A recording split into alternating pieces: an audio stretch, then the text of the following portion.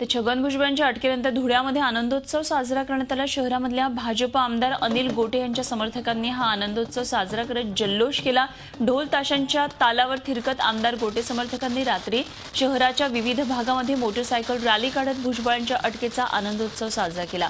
धुळे शहरामध्ये शिवतीर्थ चौक, पाचकंदील, खंडेराव मंदिर परिसर, साक्री रोड या भागामध्ये फटाके फोडून भुजबळांच्या अटकेचं स्वागत केलं।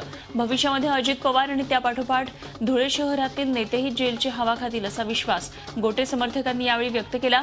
या कार्यकर्त्यांचा जोश पाहिल्यानंतर आमदार गोटे यांच्या घरासमोर तात्काळ पोलीस बंदोबस्त तैनात करण्यात आला।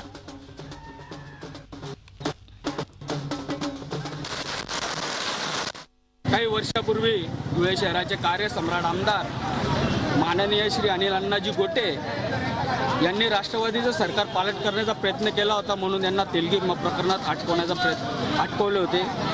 यात सर्वात मोठा सिंहाचा वाटा म्हणजे शरद पवार व छगन भुजबळ यांचा होता। पण आज देवाने दाखवून दिलं, जशी करणी तशी भरणी।